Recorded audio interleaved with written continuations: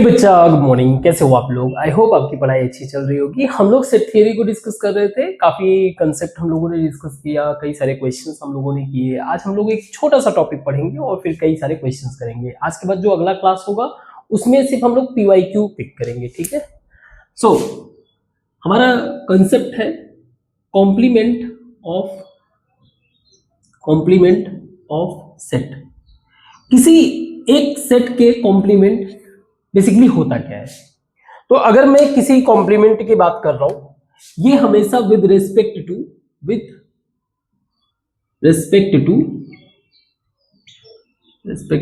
Universal set होता है।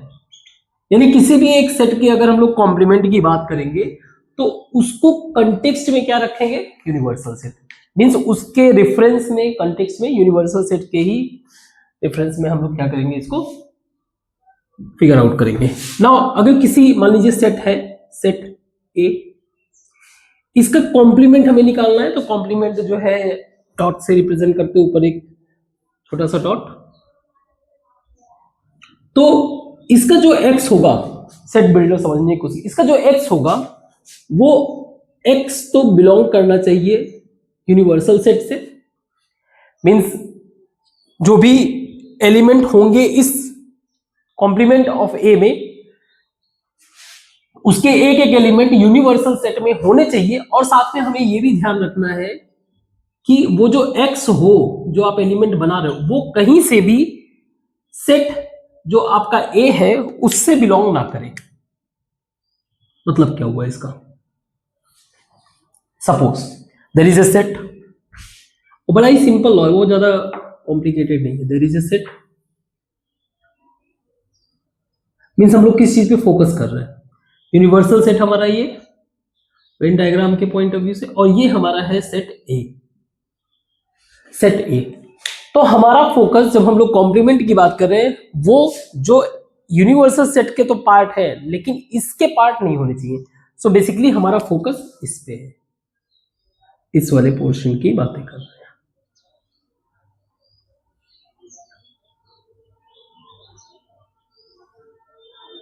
जैसे एग्जाम्पल के लिए मान लीजिए एक यूनिवर्सल सेट है, यूनिवर्सल सेट एक है प्राइम नंबर का, प्राइम नंबर। तो प्राइम नंबर समथिंग लाइक 2, 3, 5, 7 ये है। और एक सेट और है हमारा ए, जो कि डिवाइजर ऑफ 42। जब 42 को अगर हम डिवाइड करेंगे, 2 से कर सकते हैं डिवाइड, 3 से कर सकते हैं 4 से कर सकते हैं, नहीं कर सकते। 5 से कर सकते हैं, नहीं कर सकते। 7 से कर सकते हैं। तो मान लीजिए ये 3 ऐसे हैं जो 42 को डिवाइड कर रहा है, और ये सेट ए का पार्ट है। मींस दिस इज ए का पार्ट, ठीक है। गुड। अब जो हमारा सेट बन रहा है, अगर मान लीजिए यूनिवर्सल सेट की बात करें, तो ये है 2, ये है 3, ये है 7, ये है 5, बाकी सारे नंबर इधर है 11, ऐसे करके इस तरह से जो है पूरा का पूरा नंबर है। तो अब मैं इस कंटेक्स्ट में अगर कॉम्प्लीमेंट को निकालने की कोशिश करूं, तो कॉम्प्लीमेंट मेरा होगा, मान लीजिए इतने नंबर में कॉम्प्लीमेंट मेरा होगा, दैट इज 5, 11, 13। क्लियर? या एक और क्वेश्चन देख लेते हैं। एक और क्वेश्चन देखिए, एक यूनिवर्सल सेट है जिसके नंबर्स हैं 1, 2, 3, 4, 5, और आपका एक सेट है ए, जो कि इसमें वैल्यू है 2, 3, और एक सेट है आपका बी, दैट इज 3, 4, 5। क्लियर है? तो यूनिवर्सल सेट के पॉइंट ऑफ व्यू से अगर मुझे ए डैश, अगर मान लीजिए इसका आप वो भी बनाना चाहो तो बना सकते हो, वेन डायग्राम अगर बनाना चाहो। वैसे वेन डायग्राम किसी भी क्वेश्चन का बना सकते हो इससे रिलेटेड। जैसे ए है हमारा 2 3, बी है हमारा 3 4 5, 4 5, ए बी यूनिवर्सल। ये हो गया 1 3 4 5, कहां तक है? 5 तक ही है। चलिए इसको 6 कर देते हैं, 6 तक कर देते हैं। 9। याद रखना जब भी हम लोग बोल रहे हैं जैसे मुझे ए डैश निकालना है, तो ये चीज क्लियर रखना कि ये वो वैल्यू होंगे जो यूनिवर्सल सेट से बिलोंग करेंगे, लेकिन वो उसके पार्ट नहीं होंगे जिस सेट की हम लोग बात कर रहे हैं। तो जैसे ए डैश की बात कर रहे हैं तो हमें 2 3 को छोड़कर यूनिवर्सल सेट का पार्ट इंक्लूडिंग वो चाहे बी का पार्ट हो। सो हमारा फोकस किस पे है?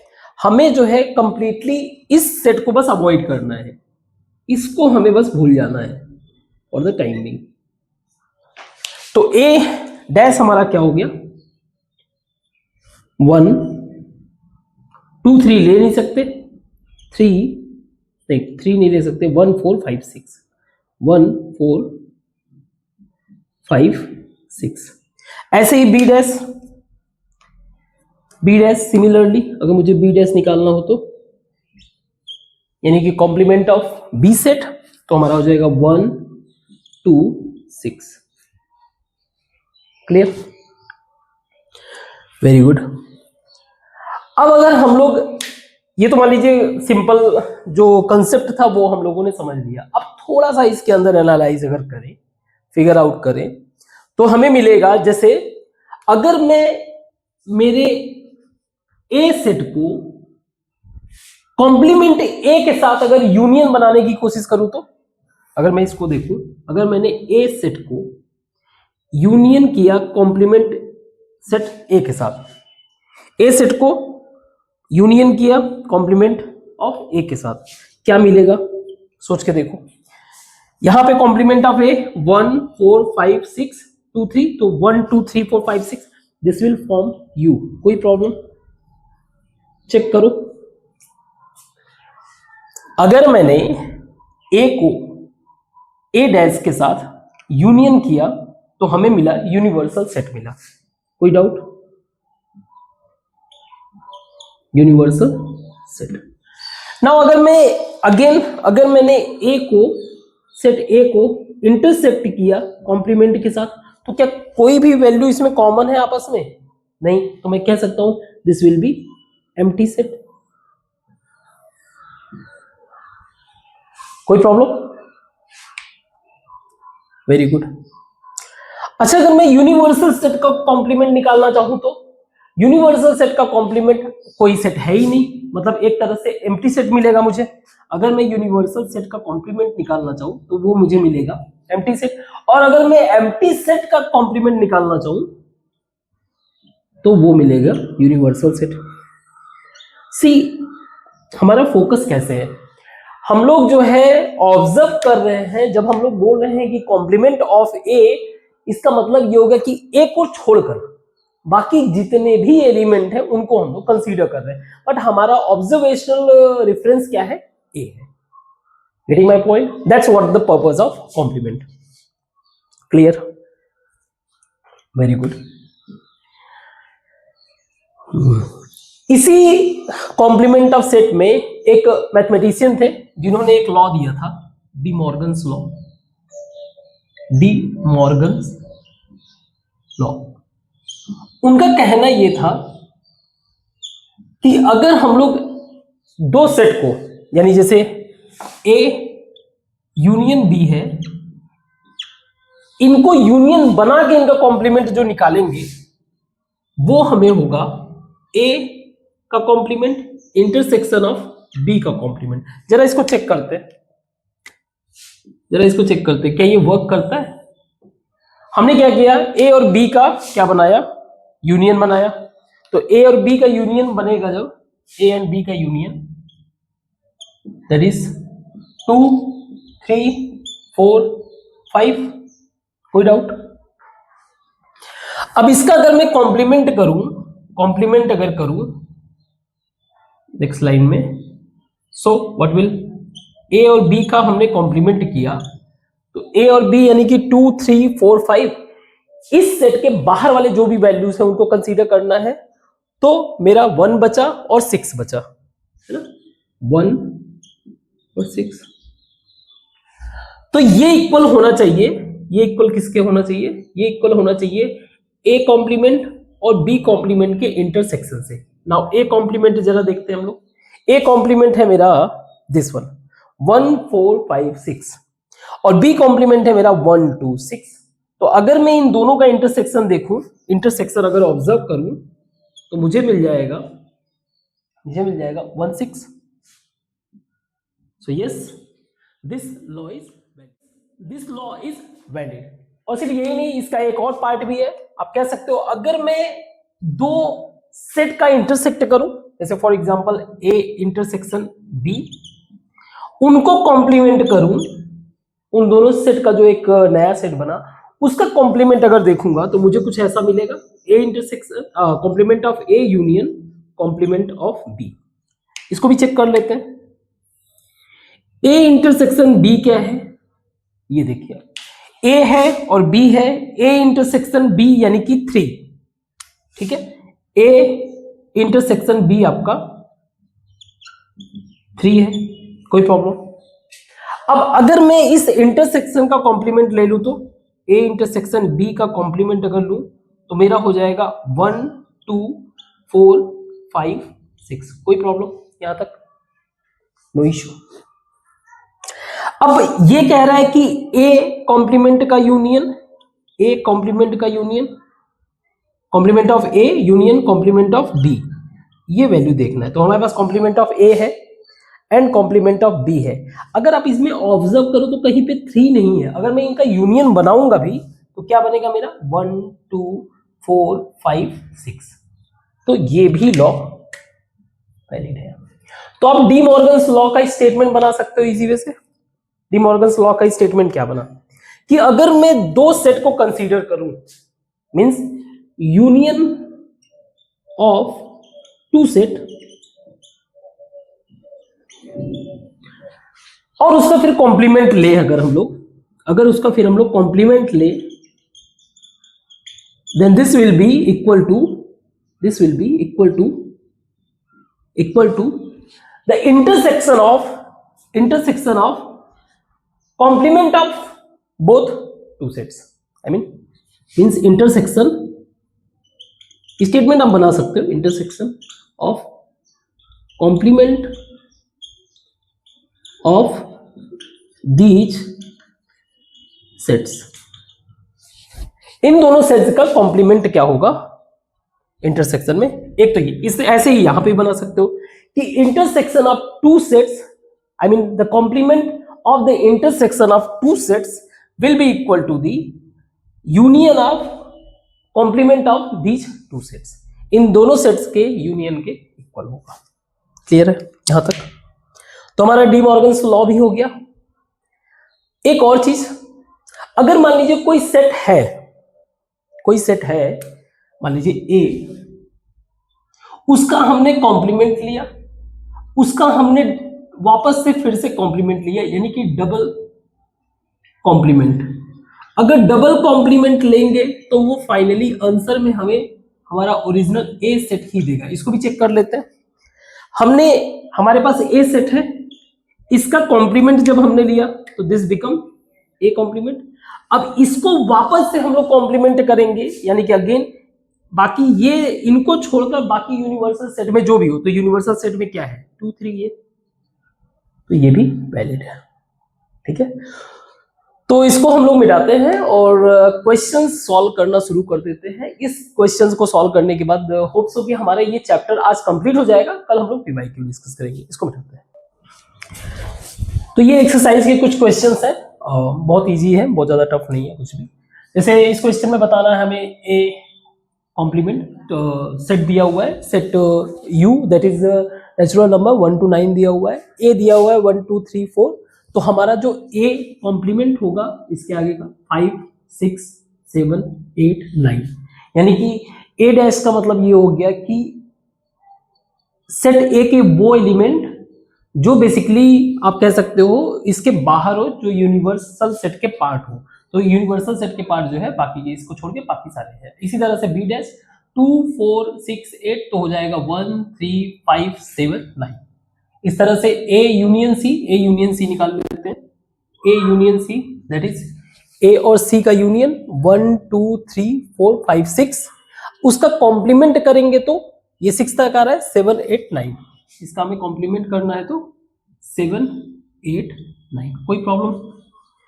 ऐसे ही ए यूनियन बी का इंटरसेक्ट, अगर ए यूनियन बी को देखे तो 1 2 3 4 6 8, तो उसका कॉम्प्लीमेंट 5 7 9। क्लियर है? गुड। ए कॉम्प्लीमेंट, उसका कॉम्प्लीमेंट यानी डबल कॉम्प्लीमेंट, तो यही आ जाएगा, ए ही आ जाएगा। ऐसे बी माइनस सी का मतलब ये हो गया, बी माइनस सी का मतलब ये हो गया कि बी के वो एलिमेंट जो सी में ना हो, है ना। तो बी के वो एलिमेंट जो सी में ना हो, बी के वो एलिमेंट, तो 4 को आप हटा दो, 4 और 6 को हटा के 2 एंड 8 कर दो, ठीक है। बी माइनस सी हो गया आपका 2 एंड 8। अब इसका कॉम्प्लीमेंट करना है, कॉम्प्लीमेंट का मतलब 2 8 इसमें से हटा दो, ये हो जाएगा 1 3 4 5 6 7 9, ठीक है। गुड। ऐसे ही next question number 2, A B C D दिया हुआ है एच तक, इनका कॉम्प्लीमेंट निकालना है। तो ए कॉम्प्लीमेंट क्या हो जाएगा, ए बी सी के आगे ये वाला ए कॉम्प्लीमेंट, बी कॉम्प्लीमेंट क्या हो जाएगा आपका ए बी सी और एच हो जाएगा, C complement B D F H और D complement B C D E, ये हो जाएगा, ठीक है। Good. Now next question number 3 में दिया हुआ है कि एक यूनिवर्सल सेट जो कि नेचुरल नंबर का हमने कंसीडर किया हुआ है, वो दिया हुआ है, आपको फाइंड करना है ये दिए गए सेट के कॉम्प्लीमेंट। तो जैसे एक्स हमारा सेट कुछ ऐसा है जिसके एलिमेंट जो है वो इवन नेचुरल नंबर है, तो इसका कॉम्प्लीमेंट क्या होगा। अब ये वाला क्वेश्चन जरा पढ़ो, x is an odd natural number, तो ये इसका कॉम्प्लीमेंट हो गया और ये इसका कॉम्प्लीमेंट हो गया। सेम यही स्टेटमेंट आप लिख सकते हो, कोई इश्यू नहीं। नेक्स्ट क्वेश्चन में x is a positive multiple of 3, तो आपका जो कॉम्प्लीमेंट इसका बनेगा, मतलब ये जो बन रहा है ऐसा कुछ बन रहा है, पॉजिटिव मल्टीपल ऑफ 3 का मतलब क्या हो गया, 3 हो गया 6 हो गया, ये सारी चीज। अब ये नंबर्स नहीं होने चाहिए, तो वो नंबर जो 3 से डिवाइड हो जाए, ठीक है, उसको हमें छोड़ के बाकी सब, यानी कि हमारा जो होगा not divisible bye 3, mean same statement लिखोगे, x such that x is a positive natural number which is not divisible bye 3, ये इसका कॉम्प्लीमेंट हो गया। ऐसे ही x is a not prime number, इसमें नॉट लगा दो, हो जाएगा। ऐसे ही x such that x is a natural number not divisible bye 3 and 5, not divisible bye, अभी नेचुरल नंबर ये डिविजिबल, जो अगला बनेगा not divisible by, not by 3 and 5। तो जैसे 3 इसका पार्ट होगा, इसके कॉम्प्लीमेंट में अगर सेट बनेगा, क्योंकि 3 से तो डिवाइड हो सकता है लेकिन 5 से नहीं, तो वो नंबर्स हमें दोनों से डिवाइड मतलब होने चाहिए, ठीक है। डिविजिबल बाय 3 एंड 5, जो नॉट डिविजिबल हो, तो जैसे 15 नहीं आएगा क्योंकि 15 3 से भी डिवाइड हो रहा है, 5 से भी डिवाइड हो रहा है, ठीक है। ऐसे ही करके आप आगे देखते जाओगे तो मिल जाएगा। Now question number 6, x is a perfect square, simple है, नॉट कॉम्प्लीमेंट इसका नॉट, इसी तरीके से इसमें नॉट परफेक्ट क्यूब। जैसे ये वाला क्वेश्चन है next, x such that x plus 5 is equal to 8, तो x हमारा ऐसा है जिसमें आप देखोगे तो इसका अगर सेट बनेगा जो, वो बनेगा 3 का, जो हमें 8 आना चाहिए, बस यही बनेगा। अब मुझे जो इसका कॉम्प्लीमेंट निकालना है, तो जो सारा नेचुरल नंबर है उसमें से अगर मैं इसको माइनस कर दूं, तो इसका मतलब क्या हुआ, इसके वो पार्ट जो ये इसमें ना हो, तो बाकी के सारे 1 2 4 सब आ जाएंगे। ऐसे इस वाले केस में 2x plus 5 is equal to 9, तो मैं इसको कर सकता हूं, ये हो जाएगा 2x is equal to 4, x is equal to 2। इसका मतलब इसका जो सेट बन रहा है वो 2 का है, इसके हिसाब से इसका जो सेट बन रहा है 2 का है। तो इसका जो कॉम्प्लीमेंट बनाना है मुझे, तो इसको नेचुरल नंबर से, नेचुरल नंबर का ये सेट है, उसमें से मुझे ये 2 माइनस कर देना। तो यही वाला जो कंसेप्ट हम लोग समझ रहे थे उसी को फॉलो कर रहे हैं कि b माइनस सी है, तो b के वो एलिमेंट जो c में ना हो, नेचुरल नंबर के वो एलिमेंट जो इस वाले सेट में ना हो, दैट इज 2 ना हो। दैट्स इट, ये हो गया। इसके बाद अलावा ये क्वेश्चन है, x इज ग्रेटर देन 7, इसका मतलब इसका जो सेट बनेगा 7, 8, 9 अप टू 9। अब इसका कॉम्प्लीमेंट क्या होगा, इसका कॉम्प्लीमेंट हो जाएगा लेस देन 7, मीन्स 1 2 3 4 5 6। मुझे पता है समझ में आ गया है, ठीक है, कंप्लीट कर दे इसको। नेक्स्ट क्वेश्चन है, x जो है बिलोंग कर रहा है नेचुरल नंबर से, और 2x plus 1 is greater than 10। इस बात को ध्यान में रखना है जो हमारा बनेगा। तो 2x plus 1 is greater than 10 का मतलब ये हो गया 2x is greater than 9, x का मतलब ये हो गया ग्रेटर देन 4.5, या कह सकते हो आप x is greater than 5, greater और इक्वल टू 5। हम लोग 5 को भी इनको, क्योंकि ये 4.5 से, तो आपका जो सेट बनेगा इसके लिए सेट बनेगा वो हो जाएगा 5, क्योंकि ये नेचुरल नंबर से बिलोंग कर, तो 5 6 7 इस तरह से। इसका कॉम्प्लीमेंट हमें दूसरा बन जाएगा, तो सेम स्टेटमेंट यही रहेगा, बस यहां पे हो जाएगा आपका एक लाइन x लेस और इक्वल टू 4। तो इसका जो सेट बनेगा ये सेट बन जाएगा आपका 1 2 3 4। क्लियर है? ठीक है, इसको मिटाता हूं और आगे क्वेश्चंस को करते हैं। तो ये इस एक्सरसाइज के कुछ रिमेनिंग क्वेश्चंस है।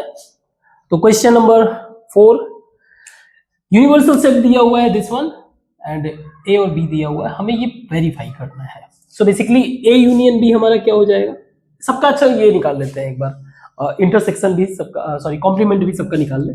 ए कॉम्प्लीमेंट हमारा क्या हो जाएगा, 1 3 5 7 9, 1 3 5 7 9, आई थिंक सही हूं मैं, 2 4 6 8, ठीक है। बी का कॉम्प्लीमेंट क्या हो जाएगा, बी का कॉम्प्लीमेंट 1 1 4 1 4 6 8 9, 1 4 6 8 9, कोई प्रॉब्लम, 6 8 9। नाउ ए का भी यहीं पे लिख देते हैं ताकि इजी हो जाएगा सॉल्व करना। ये हो जाएगा आपका 2 4 6 8, एंड बी है हमारा 2 3 5 7। कोई प्रॉब्लम नहीं। हमें ये जो डी मॉर्गन्स लॉ का कंसेप्ट है उसी को चेक करना है, प्रूफ करना है। ए यूनियन बी अगर मैं निकालूं तो ए यूनियन बी ये तो निकल जाएगा आपका, हो जाएगा 2 3 4 5 6 7 8। नाउ अगर मैं ए यूनियन बी का कॉम्प्लीमेंट ले लूं तो ये हो जाएगा, यूनिवर्सल के रेस्पेक्ट में इसको कंसीडर करेंगे तो 1 and 9 आना चाहिए, है ना, यही आएगा, चेक कर लेना आप। ए डैश इंटरसेक्शन बी डैश, अगर आप इसमें देखो तो इनके ए डैश इंटरसेक्शन बी डैश अगर हम लोग करें इज इक्वल, हम लोग चेक कर रहे हैं A dash, I mean A complement intersection B complement dash कह रहा हूं मैं भी, खैर ए कॉम्प्लीमेंट बी कॉम्प्लीमेंट को अगर मैं इंटरसेक्ट करूं तो इसमें से क्या दोनों में कॉमन है, that is 1 9, so it's verified, या फिर कह सकते हो प्रूव्ड। इसी तरह से इस वाले को कर लेते हैं, ए इंटरसेक्शन बी अगर करेंगे तो इसमें से ए इंटरसेक्शन बी तो हमारा हो जाएगा 2, और कुछ है, और कुछ भी कॉमन नहीं है। नाउ इसका अगर मैं कॉम्प्लीमेंट ले लूं तो ए इंटरसेक्शन बी का कॉम्प्लीमेंट, अगेन हम लोग इसको यूनिवर्सल के रेस्पेक्ट में ही करेंगे, तो 2 को छोड़कर, यानी कि जितना भी आपका यूनिवर्सल सेट है उसमें से आप 2 वाले एलिमेंट को बाहर कर दो। So 1 3 something like.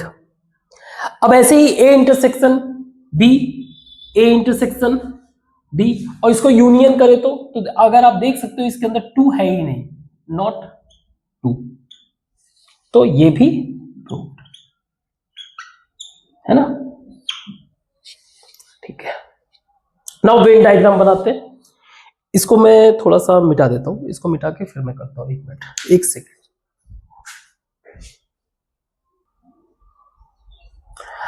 Now visualisation करना है इसका, वेन डायग्राम बनाना है तो बहुत ध्यान से देखना। ये हमारा कुछ सेट है मान लीजिए, जिसमें ये ए है और ये है आपका बी, बी और ए। नाउ ए और बी का यूनियन क्या होगा? यूनियन का मतलब जो ए में हो और जो बी में हो, तो मैं इसका यूनियन बना दूं। ये यूनियन बना, और इसका अगर मैं कॉम्प्लीमेंट लूं तो कॉम्प्लीमेंट में क्या आएगा आपका? कॉम्प्लीमेंट में आपका ये हो जाएगा,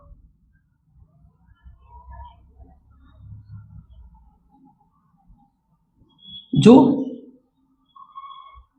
इसमें ना हो। तो ब्लू पोर्शन वाला सारा का सारा क्या हो जाएगा आपका? A intersection B, sorry A intersection B. यानी कि इसका अगर मैं ऐसा कुछ डायग्राम बना दूं, समथिंग लाइक, जो आप फील कर पाओगे ज्यादा बेहतर तरीके से। ये आपका हो गया ए, ये बी हो गया, तो जो आपका A union intersection of A union B का कॉम्प्लीमेंट जो बनाना है वो ये होगा। इसको आप पूरी तरीके से छोड़कर बाकी सबको अलग कर सकते हो।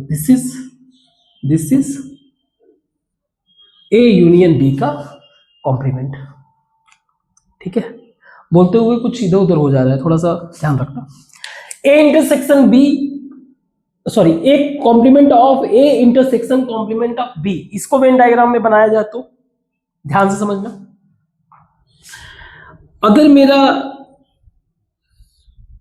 ये मेरा आपका कह सकते हो ए है, तो ए का कॉम्प्लीमेंट आपका ये हुआ, है ना। और ऐसे ही अगर मैंने बना दिया बी, इसी में ये यूनिवर्सल ही है, सेम ही है, समझ लीजिए ये बी हुआ, तो बी का कॉम्प्लीमेंट मेरा क्या हो जाएगा? बी का कॉम्प्लीमेंट मेरा समथिंग दिस वन अगेन।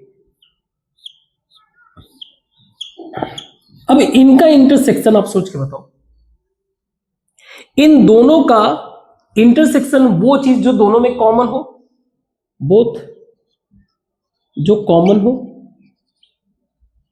ना। इनमें कॉमन क्या है जो ओवरलैप कर रहा है इनके पॉइंट ऑफ व्यू से? ये पोर्शन और ये पोर्शन। अगेन ये इसी तरह का डायग्राम बनाएगा। अगर आप इसमें भी देखोगे तो इसको कवर करेगा। अगर मान लीजिए बी का कॉम्प्लीमेंट आप करोगे, ये इसको कवर करेगा, और इसके कॉम्प्लीमेंट में ये इसका कवर होगा। लेकिन हमें इंटरसेक्शन पता करना है, तो ये ओवरलैप वाला पोर्शन। तो जरा आप देखो तो ये एक तरह का डी मॉर्गन लॉ ही नहीं बन गया? मीन्स क्या होना चाहिए? ये ए यूनियन बी का जो कॉम्प्लीमेंट होगा वो होगा ए कॉम्प्लीमेंट उसका इंटरसेक्शन ऑफ बी कॉम्प्लीमेंट, दोनों एक ही है। क्लियर? तो वेन डायग्राम से भी हमारा ये जो लॉ है ये प्रूफ हो गया। ऐसे ही इस वाले सिनेरियो में हम लोग देख लेते हैं।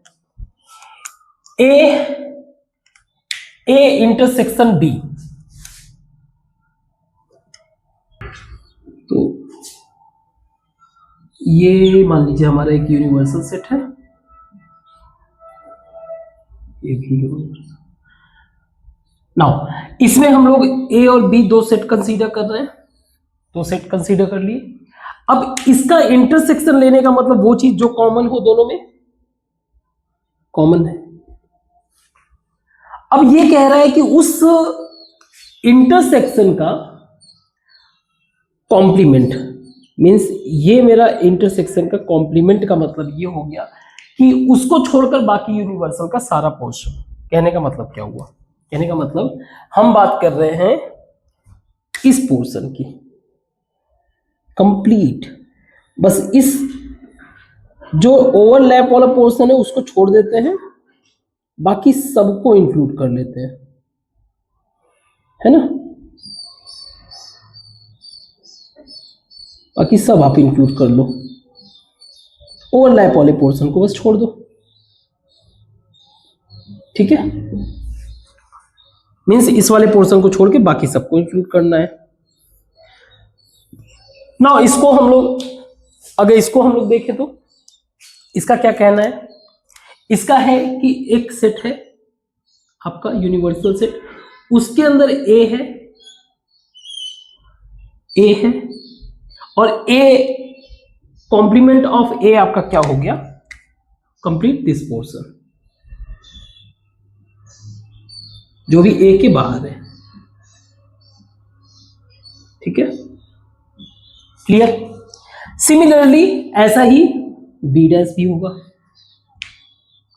अब ये बोल रहा है कि इसका यूनियन का मतलब ये हो गया, जैसे एग्जांपल के लिए मान लीजिए हम एक यूनिवर्सल सेट ले लेते हैं, इससे क्लैरिटी ज्यादा हो जाएगा, 1 2 3 4 5 समथिंग, और आपका ए है 1 2 3, तो ए डैश यहीं पे आप समझ लो, ए डैश क्या हो जाएगा 4 5, ऐसे ही आपका बी है 3 4 5, आपका बी डैश हो जाएगा 1 2, है ना, सही है। अब ए डैश और बी डैश का मैं यूनियन बनाऊं तो 1 2 3 तो आएगा ही नहीं क्योंकि इसमें है ही नहीं, 4 5, अगेन जो ओवरलैप वाला रीजन है उसको बस छोड़ना है, तो फाइनली यही डायग्राम बनेगा। यही डायग्राम क्या बनेगा, ए डैश यूनियन बी डैश, जो कि क्या प्रूफ कर रहा है, डीमॉर्गन्स लॉ को। क्लियर है, ठीक है। नेक्स्ट क्वेश्चन है, let universal B the set of triangles. एक ऐसा सेट है जिसके अंदर ट्राइंगल्स भरे पड़े हैं, ठीक है, इन अ प्लेन। अगर उसका एक set A, if A is the set of all triangles with at least one angle, at least उसका वन एंगल डिफरेंट फ्रॉम 60, इसका मतलब ये है कि ये ट्राइंगल की बात कर रहा है, जो सेट है ट्राइंगल की बात कर रहा है जिसमें 60 डिग्री एक एंगल तो है ही, इसीलिए बोलता हूं ना स्टेटमेंट बहुत जरूरी रहता है। एक एंगल इसने बोला 60 डिग्री है ही, लेकिन दूसरा जो है एटलीस्ट वन, ये एक जो है डिफरेंट है।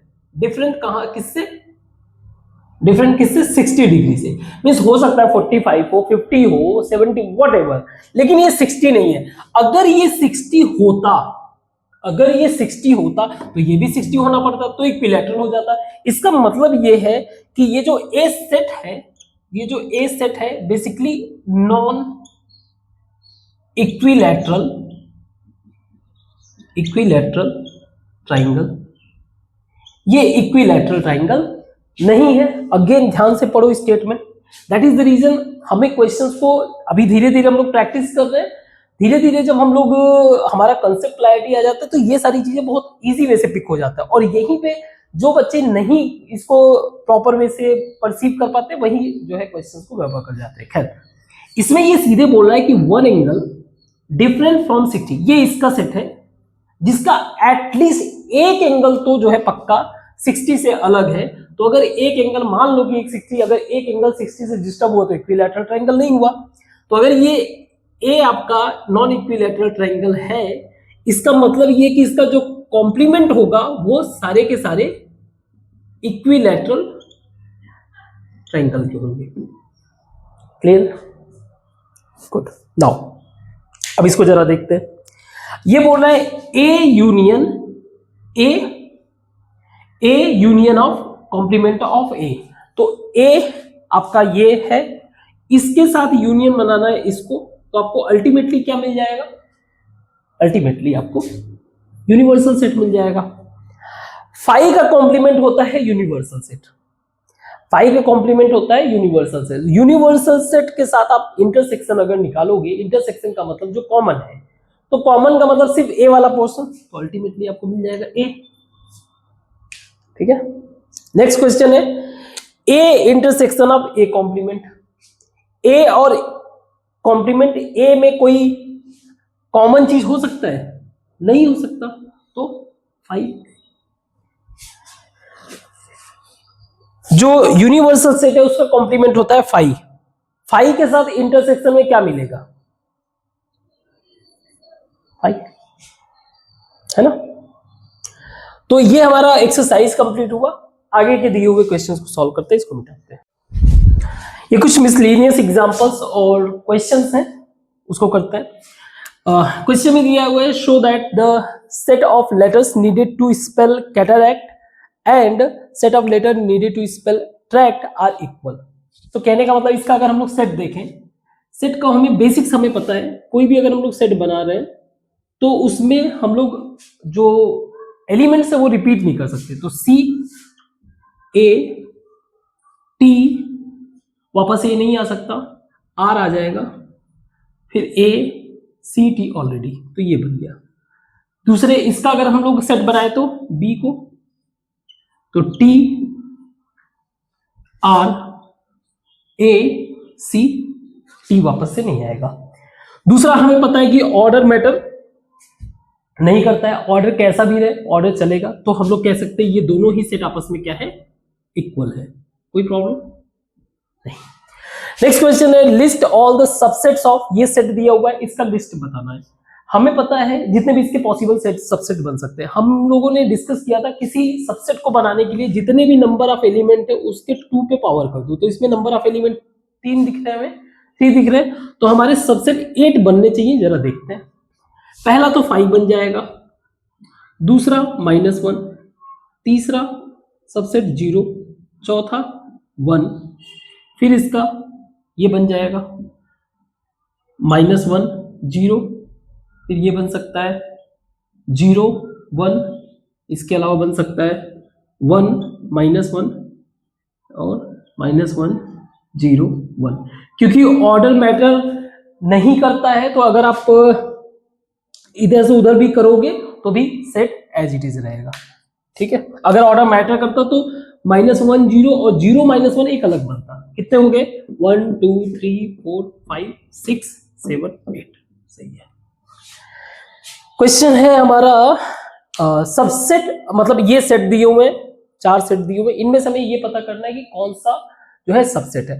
नाउ सबसेट का ध्यान रखना, सबसेट का मतलब ये होता है कि हम लोग जो है उस सेट के दिए हुए एलिमेंट्स को कंपेयर करते हैं दूसरे सेट से। तो जैसे ये वाला केस है, हमें ये कहना है कि ये जो ए है ये ऐसा सेट है तो वो रियल नंबर, लेकिन साथ में ये भी सेटिस्फाई करना चाहिए कि x² - 8x x² - 8x + 12 = 0। तो इसको भी हम लोग सॉल्व कर लेते हैं। इसका सॉल्यूशन अगर करेंगे तो ये हो जाएगा x² - 6x + 2x -2x + 12 = 0। x - 6 -2 x - 6 x - 6 common, x - 2 x हो जाएगा हमारा 2 और 6। यानी कि ये सेट कैसा है, ए हमारा जो सेट बन रहा है वो 2 और 6। अब जरा देख लेते हैं कौन कौन सा किसके किसके सबसेट है। तो ए के जो एलिमेंट है वो बी में है, तो मैं कह सकता हूं ए जो है A is subset of B. ठीक है, ए के जो एलिमेंट है सी में भी है, तो मैं कह सकता हूं ए is subset of C. A का डी के साथ, ए के एलिमेंट डी में नहीं है लेकिन डी के एलिमेंट सी में ए में है, तो मैं कह सकता हूं D is subset of A.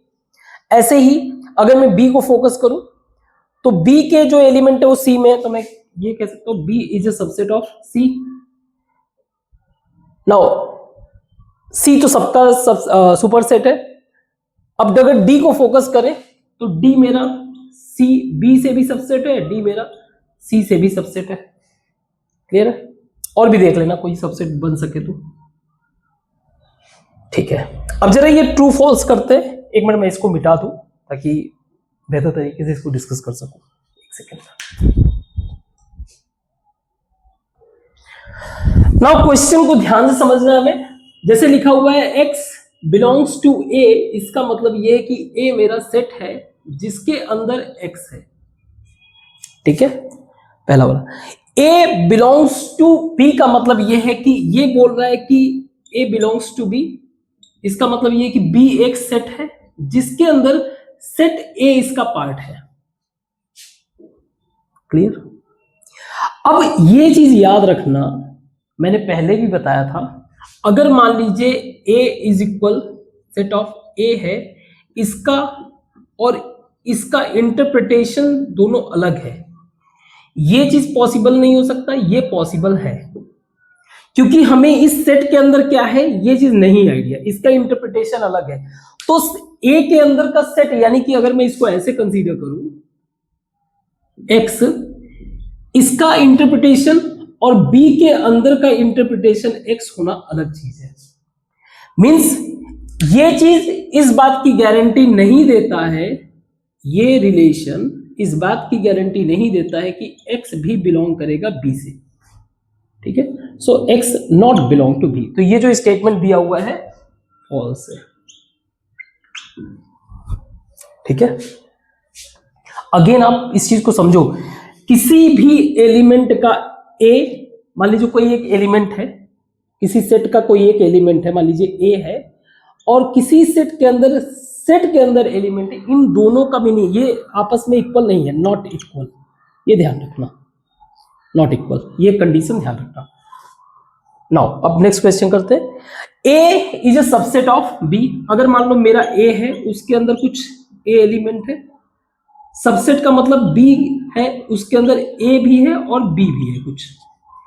Subset याद रखना, ये डिफाइन करता है, ये साइन डिफाइन कर रहा है एलिमेंट को, दिस साइन रिप्रेजेंट एलिमेंट्स और दिस साइन रिप्रेजेंट सेट। और सेट सबसेट तभी होंगे जब इसका एलिमेंट इसके अंदर होगा। नाउ सेकंड बात कह रहा है b belongs to c। c हमारा एक सेट है, इसी को हम लोग आगे ले रहे हैं, c के अंदर b है एज ए सेट। तो एज ए सेट होना है, it's not equal to a is equal to, I mean again a can not be equal to this one, तो this, then a belongs to c। क्या ये हो सकता है? तो इसका मतलब क्या है बेसिकली? इसका मतलब ये कह रहा है कि c के अंदर एक सेट है जिसके अंदर a और b है, मान लीजिए कुछ ऐसा। सेट और एलिमेंट आपस में इक्वल नहीं हो सकते, या फिर इसको आप इक्वल करना चाहो तो ये आपस में इक्वल नहीं हो सकते। अगेन मैं कह रहा हूं, सेट, कोई सेट के अंदर होने का मतलब ये कि हमें नहीं पता है इसके कंटेक्स्ट में, इसके रेस्पेक्ट में हमें नहीं पता है कि उसके अंदर क्या एलिमेंट है। नेक्स्ट क्वेश्चन देखते हैं। a is a subset of b। a is a subset of b, ये चल रहा है, ये वाला सही है। ठीक है, दूसरा है b is a subset of c।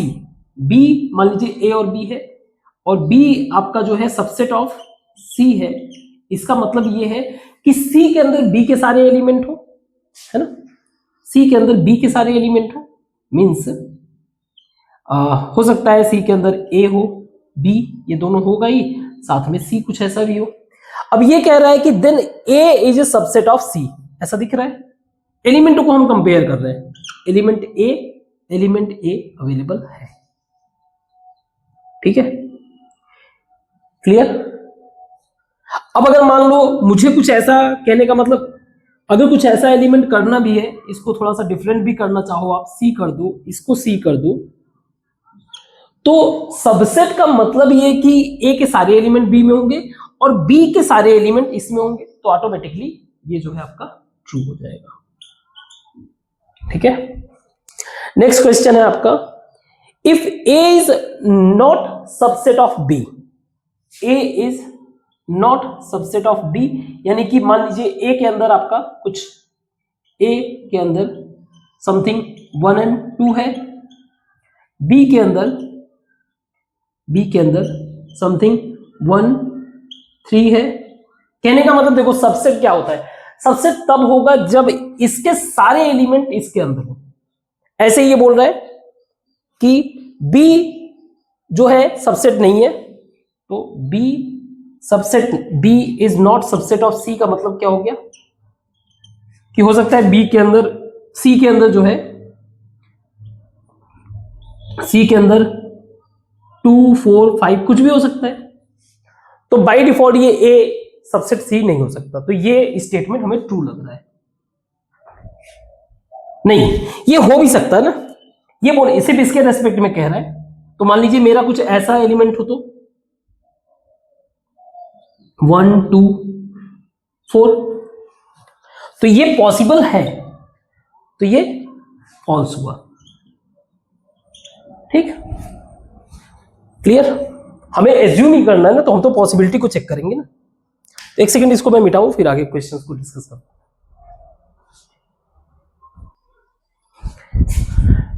Next question है हमारा, x belongs to a, means a के अंदर x एक हमारा एलिमेंट है।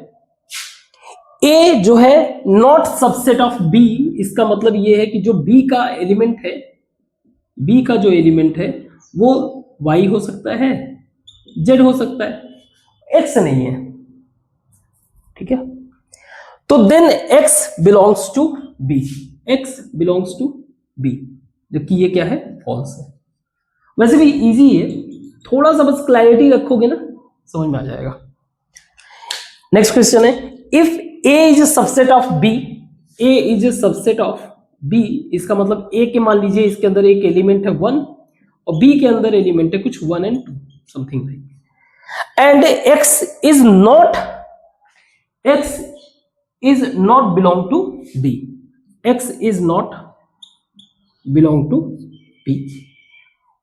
हो सकता है x को मान लीजिए हम 3 मान लेते हैं, 3 b में नहीं है, then x is will not belongs to b। तो ये जो है x जो है a के साथ भी बिलोंग नहीं करेगा। बात तो सही है, क्योंकि पहले से ही दिया हुआ है कि ये सबसेट है ना। सबसेट का मतलब है कि a के सारे एलिमेंट b में होंगे, तो ये हमारा क्या है, ट्रू। ठीक है, गुड। इसको मिटाता हूं और आगे क्वेश्चन को डिस्कस करते हैं। तो क्वेश्चन नंबर 3 दिया हुआ है, इसमें 3 सेट्स दिए हुए हैं सच दैट कि A union B is equal to A union C और A intersection B is equal to A intersection C। हमें प्रूफ करना है B is equal to C, इस चीज को हमें प्रूफ करना है ना। हमें गिवन क्या है, A union B is equal to A union C और A intersection B is equal to A intersection C। अब दोनों में A कॉमन है, ठीक है।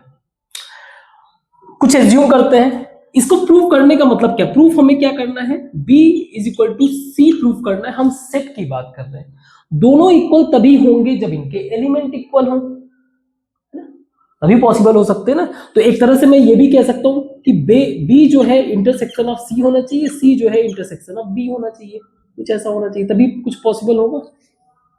तो सारा कहानी B और C पे फोकस करना है, तो हमें B और C के एलिमेंट पे फोकस करना है। तो एज्यूम करते हैं कि B के अंदर लेट एक X एलिमेंट है जो B के अंदर बिलोंग कर रहा है। ठीक है, हमने एज्यूम कर लिया कि X एक एलिमेंट है जो B से बिलोंग कर रहा है। तो इसके कारण क्या होगा, इस कंडीशन पे हम जाएंगे, इन कंडीशंस पे कि चलो एक बार के लिए B से आपका बिलोंग कर रहा है, हो सकता है A में ना हो या फिर A में हो, दोनों ही कंडीशन। तो एक बार कर लेते हैं, let X is not in A। तो भी जब मैं X कहूंगा, अगर A में नहीं भी है, समथिंग कुछ और है, लेकिन जब मैं A यूनियन B बनाऊंगा तो क्या होगा, जब मैं A यूनियन B बनाऊंगा तो वो X तो उसका पार्ट होगा, क्योंकि ऑलरेडी B का तो पार्ट है ही है। गेटिंग माय पॉइंट, क्योंकि ये B का पहले से ही पार्ट है, जब मैं यूनियन बनाऊंगा तो X जो है पूरे यूनियन का पार्ट होगा। और हमें कंडीशन दिया हुआ है A union B is equal to A union C। इसका मतलब ये हो गया कि ये जो X होगा वो बिलोंग करेगा A यूनियन C से। अब A में तो ये पहले से ही नहीं है, तो फिर ये किस में होगा, C के अंदर होगा, X बिलोंग्स टू C, पहला चीज। अब B के जो एलिमेंट हैं और सी के एलिमेंट लगभग बराबर है, तो दो ही चीज हो सकता है, या तो बी इसका सबसेट हो सकता है और या फिर इक्वल हो सकता है। पॉसिबल यही है, मींस पॉसिबिलिटी अभी हम देख रहे हैं, पॉसिबिलिटी तो यही है कि यहां पे जो है, क्योंकि हमने बी माना है, बी के लिए एलिमेंट माना है, तो ये तभी पॉसिबल है या तो बी जो है सी से, क्योंकि एक्स ए तो हमारा कॉमन है ना, एक ए इसमें जो एलिमेंट है वही यहां पे होंगे, तो बचा हुआ इसको इक्वल करने का काम क्या कर रहा है, बी और सी कर रहा है। गुड। दूसरा कंडीशन हम लोग देख लें कि अगर x जो है बिलोंग्स टू ए हो, x अगर बिलोंग्स टू ए अगर है, यानी कि ए और बी दोनों में ही एलिमेंट है, मींस इसका कंक्लूजन ये हो गया कि x जो है बिलोंग करेगा ए इंटरसेक्शन बी से, यानी कि दो कॉमन एलिमेंट के बीच में जो कॉमन रहेगा। अब क्योंकि ये इक्वल है ए इंटरसेक्शन सी से, तो हम लोग कह सकते हैं x बिलोंग कर रहा है सी से, ठीक है। मींस अगेन ये पॉसिबल तभी होगा जब आपका b जो है सबसेट होगा c का या इक्वल हो, तभी तो ये पॉसिबल होगा, अदरवाइज कॉमन चीजें कैसे कंसीडर करेंगे। इसी तरह से हम लोग सेकेंड लाइन पे भी, अगर आप सेकेंड हैंड साइड से भी जाना चाहो, यानी कि c के रेस्पेक्ट में कंसीडर करना चाहो, सिमिलरली आप x जो है बिलोंग्स टू अगर c है, इस साइड से अगर हम जाएं, अभी तो हम लोग मान लीजिए लेफ्ट हैंड साइड से गए, लेफ्ट हैंड साइड, अगर हम लोग राइट हैंड साइड को भी पिक करें, तो x अगर हमारा c से बिलोंग कर रहा है, सेम चीज है। लेट पहला कंडीशन 1 कर देते हैं, x जो है हमारा a से बिलोंग नहीं कर रहा है, तो भी x मेरा बिलोंग करेगा a यूनियन c से, a यूनियन c का पार्ट बनेगा वो, ठीक है। अब अगर ऐसा होगा तो इसका मतलब ये हो गया ए यूनियन सी हमारा ए यूनियन बी के इक्वल है, means X belongs to B करेगा। एक्स बिलोंग्स टू बी करने का मतलब ये कि सी जो है कॉम्प्लीट सबसेट ऑफ बी होगा या इक्वल होगा। सिमिलरली अगर मान लीजिए आपका एक्स जो है बिलोंग्स टू ए कर रहा है, इसका मतलब ये है कि ए और सी के बीच में जो कॉमन है वो एक्स है, X belongs to, and this will be is equal to b, this proving that x is subset of b। ये सारी बातें प्रूव कर रहे हैं आपस में कि b के जो एलिमेंट्स हैं वो c के इक्वल है। बस फोकस करना है थोड़े से, ठीक है, एनालाइज हो जाएगा, अंडरस्टैंडिंग। ये इसके पहले जो क्वेश्चन कर रहे थे उसमें ये छूट गया था, इसको मैंने नहीं कराया था, ठीक है, इसको भी कर लेते हैं, इसको एक सेकंड में मिटा दूं। नेक्स्ट क्वेश्चन ये लास्ट वाले में हम लोग कर रहे थे तो उसमें छूट गया था। इसमें कंडीशन दिया हुआ है कि ए यूनियन बी जो है, A union B is equal to A intersection B, हमें ये प्रूफ करना है, A is equal to B. Suppose करिए कि एक्स मेरा है जो बिलोंग कर रहा है ए से, एक्स मेरा ए से बिलोंग कर रहा है, तो ये श्योर है, अगर एज्यूम कर रहे हैं हम लोग, ये श्योर है कि एक्स जो है बिलोंग करेगा ए यूनियन बी, क्योंकि जब भी हम किसी के साथ यूनियन बना रहे हैं किसी सेट के साथ, तो उसमें सारे एलिमेंट आ जाएंगे दोनों के, ये क्लियर है। और हमें कंडीशन में दिया हुआ है ये बात, as such given, as given कि A union B is equal to A intersection B, A intersection B. इसका मतलब ये हो गया कि एक्स जो है बी में कॉमन होगा, X is common, means X belongs to B.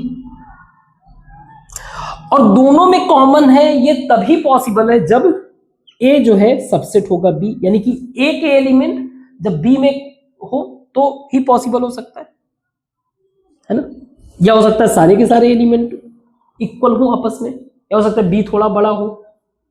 Similarly अगर मैं एज्यूम करूं कि दूसरा कंडीशन में y ले लेते हैं, y belongs to b, means अगर मैं x y को देखूं और यूनियन फॉर्म होगा a और b का, तो y उसका पार्ट होगा। अगर y a और b यूनियन का पार्ट हुआ, इसका मतलब ये a इंटरसेक्शन b का पार्ट हुआ, मीन्स इसमें कॉमन होगा y। कॉमन होने का मतलब ये हो गया कि ये तभी पॉसिबल है, आप ये इसके पॉइंट ऑफ व्यू से ये भी निकाल सकते हो, कॉमन होने का मतलब ये हो गया एक्स वाई जो है ए का पार्ट होगा,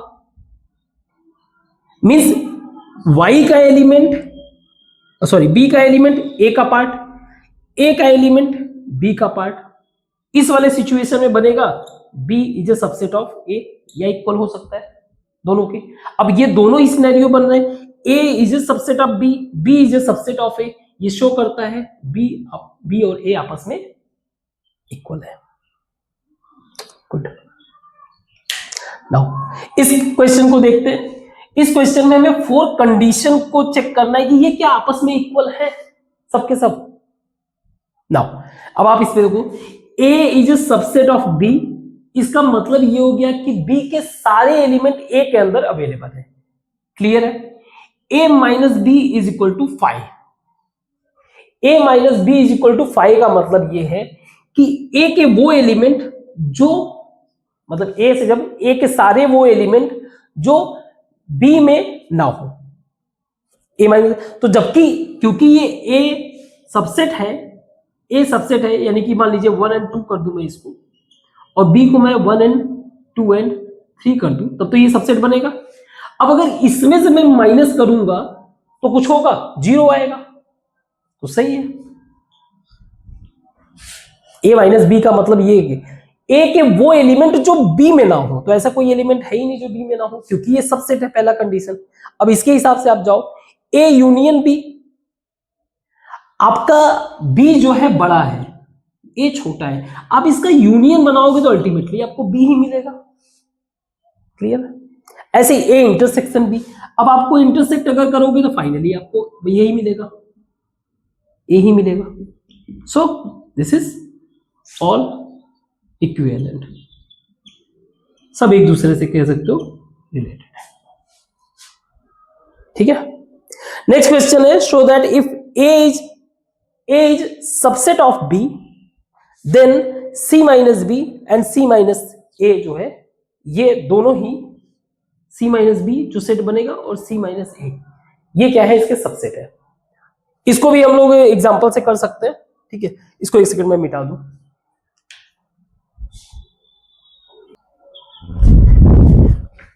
तो इसमें अगर मान लीजिए मेरा a सेट है मेरा 1 and 2 1 and 2 एंड b मेरा सेट है 1 2 and 3, क्योंकि b a जो है b का सबसेट है। Then c minus b, c को मान लिया मैंने 1 2 3 4। ठीक है, तो मेरा c माइनस b क्या होगा, c माइनस b मेरा होगा जो b में ना हो, that is 4, and c minus a क्या होगा, c माइनस a क्या होगा, c minus a that is 3 4। अब आप चेक करो, क्या c माइनस b जो है वो सबसेट नहीं है c माइनस a का? सही है, तो ऐसे ही प्रूव कर सकते हो आप। इस वाले क्वेश्चन में देखिए, show that any sets a and b, ये वैल्यू देखना है a and b, a is equal to this one and ये रिलेशन चेक करना है, प्रूफ करना है, एक तरह से कर लेते हैं। यही रखते हैं a और b दो सेट है, a हमारा 1 and 2 है, अलग अलग निकाल देते हैं। a इंटरसेक्शन b क्या हो जाएगा, a इंटरसेक्शन b आपका हो जाएगा 1 and 2, और इसका union a minus B, a minus B आपका जो होगा a के वो एलिमेंट जो b में ना हो, दैट इज 5। अब आप चेक करो, यहां पे ऐसा तो कुछ है ही नहीं, तो इसके साथ अगर आप यूनियन बनाओगे अल्टीमेटली आपको 1 2 ही मिलेगा जो कि a है। तो इस तरह से इसको आप प्रूव कर सकते हो।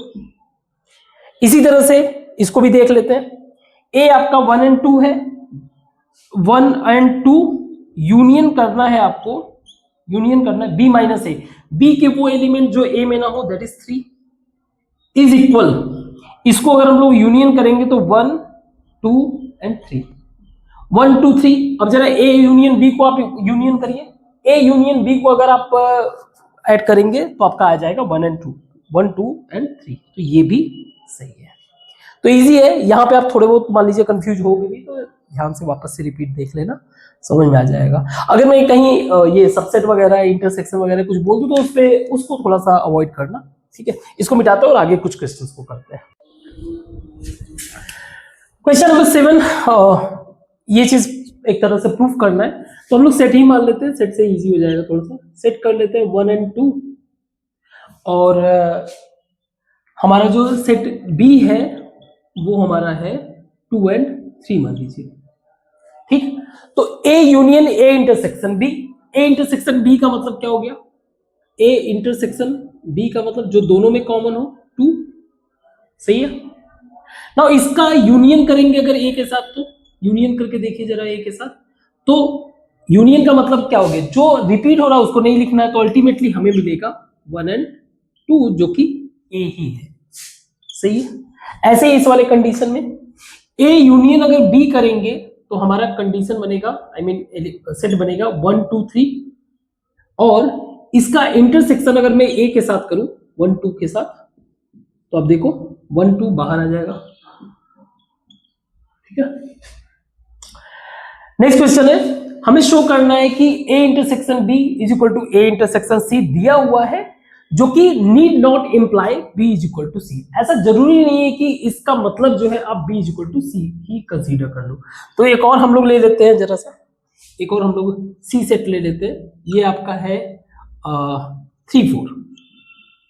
अब जरा देखते हैं ए इंटरसेक्शन बी का मतलब क्या हुआ, ए इंटरसेक्शन बी का मतलब हो गया आपका 2, और B intersection A intersection C का मतलब क्या है, ए इंटरसेक्शन सी का मतलब क्या है, ए का सी के साथ अगर आप देखो तो कुछ कॉमन तो है ही नहीं, एक तरह से तो कुछ कॉमन नहीं है।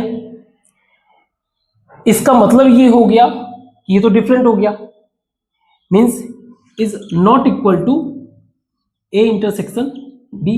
बट हमें क्या करना है, ये कंडीशन लेके चलना है, ये कंडीशन लेके चलना है। इसका मतलब कुछ हमें ऐसा सेट बनाना है जो ए इंटरसेक्शन सी और ए इंटरसेक्शन बी को सेम करे। तो इसको मैं 2 रख देता हूं।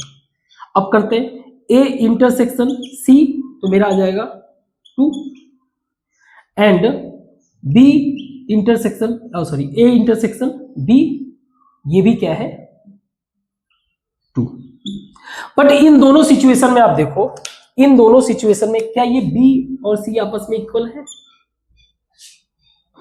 सो need not equal B is equal to C, ठीक है। काम ऐसे ही बन जा रहा है, क्लियर, सिंपल ही रखते हैं, ज्यादा कॉम्प्लिकेटेड नहीं करते हैं। ऐसे ही इसमें देखते हैं, इस क्वेश्चन में A intersection, question number 9, A intersection X और is equal to B intersection X is equal to 5। Now हमने 1 2 माना है, 2 3 माना है, और साथ में ये भी बोलना है कि A intersection X is equal to B intersection X. इन दोनों के बीच में कोई कॉमन नहीं है, तो मान लिया एक्स में क्या है, मेरे एक्स में मेरे मान लीजिए ए और बी है, ठीक है। तो ए इंटरसेक्शन बी का मतलब कुछ भी कॉमन नहीं आ रहा, बी इंटरसेक्शन एक्स का मतलब कुछ भी कॉमन नहीं आ रहा, ये सही है। नाउ ए यूनियन एक्स जो है कॉमन होना चाहिए बी यूनियन एक्स से। तो अगर ए यूनियन एक्स, ए में जो वैल्यू होगा, ए में जो वैल्यू होगा, ए का जो वैल्यू मान लीजिए 1 2, अगर मैं इसको यूनियन बनाऊं एक्स के साथ, दैट इज ए बी के साथ, तो क्या हो जाएगा 1 2 ए बी जो बनेगा।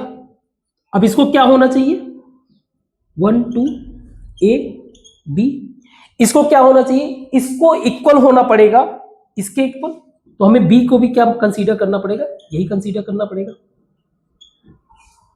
तभी पॉसिबल है। और अगर चाहो तो आप इसको उस पॉइंट ऑफ व्यू से भी प्रूव कर सकते हो। कैसे, ए बी का मतलब ये है कि ए जो है बी का सबसेट होगा और बी जो है ए का सबसेट होगा। इस कंडीशन को आप ले लो, इस कंडीशन के बेसिस पे, तो आप ऐसे भी जा सकते हो। एक सेकेंड, इसको मैं मिटा दूं। तो अगर मान लो ए मेरा बिलोंग कर रहा है ए से। इस पॉइंट ऑफ व्यू से भी देख लेते हैं, ए मेरा ए से बिलोंग कर रहा है, इसका मतलब ये है कि ए बिलोंग करेगा ए यूनियन एक्स के साथ, इसके साथ बिलोंग करेगा। यूनियन का मतलब ये क्या है, सारा ऐड करना। अब ये चीज शो कर रहा है कि ए मेरा बिलोंग करेगा बी यूनियन एक्स के साथ, ठीक है, बी यूनियन एक्स के साथ। इसका मतलब ये दो ही पॉसिबिलिटी हो सकती है, या तो ये बी का पार्ट होगा और या फिर ये आपका एक्स का पार्ट होगा। ये ए एलिमेंट या तो एक्स का पार्ट होगा या तो बी का पार्ट होगा। लेकिन एक और कंडीशन दिया हुआ है कि ए इंटरसेक्शन एक्स जो है वो फाई है। इसका मतलब ये कि ए का कोई भी एलिमेंट एक्स में नहीं है, तो बचा एक ही condition, it means that A belongs to B. Automatically X वाला कैंसिल हो गया, ए बिलोंग्स टू बी। तो यहां पे ये पॉसिबिलिटी हो सकता है कि ए जो है मेरा सबसेट ऑफ बी हो। सिमिलरली अगर बी वाले कंडीशन से हम लोग जाए तो सिमिलरली, तो बी वाले मान लीजिए ए बिलोंग्स टू बी, मींस ए मेरा बिलोंग करेगा बी यूनियन एक्स के साथ। इसका मतलब ये हो गया कि ये बिलोंग करेगा ए यूनियन एक्स के साथ, है ना। इट मींस दैट, इसका मतलब क्या हो गया कि ए जो है या तो ए का पार्ट होगा या फिर ए मेरा जो है पार्ट होगा एक्स का। अब क्योंकि पहला वाला कंडीशन दिया हुआ है, बी का एक भी पार्ट जो है इसमें नहीं है एक्स में, इट मींस दैट ये तो बचा नहीं, बचा ये। तो यहां पे पॉसिबिलिटी हो सकती है कि बी जो है मेरा सबसेट हो ए का, है ना। इस सिचुएशन में हमारा प्रूफ हो जाता है कि हमारा ए जो है इज इक्वल टू बी होगा। क्लियर है, ठीक है। आप एक एलिमेंट के बजाय 4-5 एलिमेंट भी ले सकते हो। एक है, मान लो आप x भी ले लो तो कहानी तो वही बनेगा ना। तो ऐसा कंफ्यूजन मत होना कि सर एक ही एलिमेंट को कंपेयर कर रहे हैं और भी एलिमेंट को नहीं कंपेयर कर रहे हैं, ठीक है। नेक्स्ट क्वेश्चन, इसको मिटाता हूं और ये वाला क्वेश्चन डिस्कस करते हैं।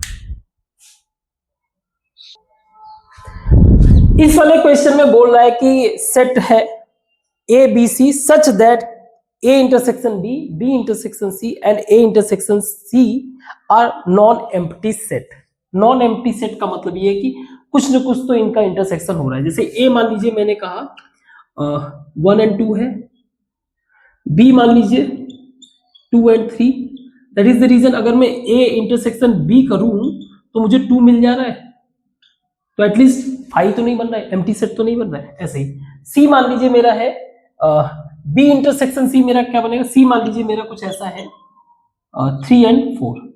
नाउ तो बी इंटरसेक्शन अगर मैं सी करूंगा तो मुझे 3 मिल जाएगा। ऐसे ही ए इंटरसेक्शन सी करूंगा तो ए इंटरसेक्शन सी, इसमें भी मुझे नॉन एम्प्टी नहीं होना चाहिए। दैट इज द रीजन मैं इसमें क्या करूं, 2 3 कर देता हूं, नहीं 3 हो गया, 1 3 कर देता हूं, ऐसे हो जाएगा 1 and 3। अब सही है, तो 1 and 3 ये 1 हो जाएगा। अब इसका कहना ये है कि A intersection B intersection C जो है वो 5 होगा, A intersection B intersection C, A का इंटरसेक्शन बी के साथ 2 है, 2 का इंटरसेक्शन अगर मैं सी के साथ करूं, इसके साथ, तब मेरा बनेगा A intersection B intersection C. Check करो, अगर मैं इसको कंपेयर करूं, ये मेरा हो गया 2 और ये मेरा हो गया इंटरसेक्शन 1 and 3। तो देयर इज नो कॉमन, जब कॉमन है ही नहीं तो फिर एम्प्टी सेट, ठीक है। तो इसी के साथ ये चैप्टर कंप्लीट हुआ। क्वेश्चन को सॉल्व करते वक्त आप ये चीज ऑब्जर्व की होगी, कहीं पे कुछ गलतियां हुई होगी, कोई मिस्टेक हुआ होगा, उनको आप ऑब्जर्व करोगे। याद रखना, जब भी हम लोग कोई सेट कंसीडर कर रहे हैं, कोई एक एलिमेंट, अगेन कोई एक एलिमेंट, इसका मतलब ये नहीं है कि आप और एलिमेंट कंसीडर नहीं कर सकते हो, और भी एलिमेंट के पॉइंट ऑफ व्यू से कंसीडर करोगे, कहानी वही रहेगा, ठीक है, एज इट इज। कोई डाउट हो, कोई लगे कि ये टॉपिक नहीं समझ में आया तो उसको कमेंट बॉक्स में मेंशन करो। प्लीज आप ज्यादा से ज्यादा प्रैक्टिस करो। इसके अगले क्लास में हम लोग PYQ डिस्कस करेंगे, प्रीवियस ईयर क्वेश्चंस को डिस्कस करेंगे। उसके बाद फिर हम लोग अपना इस चैप्टर को रैप अप करेंगे। एंड इंपॉर्टेंट चीज ये है कि सेट थ्योरी एक फंडामेंटल चैप्टर है। फंडामेंटल चैप्टर का मतलब इनका आगे चल के एप्लीकेशन देखने को मिलेगा। तो ऐसा जरूरी नहीं है कि इनसे इजी वे से डायरेक्टली रिलेटेड क्वेश्चंस आते हैं। क्वेश्चंस जो रहते हैं एप्लीकेशन बेस्ड रहते हैं। इनके कंसेप्ट को हम आगे के चैप्टर्स में यूटिलाइज करेंगे। तो आज के लिए बस इतना ही रखते हैं। Thank you.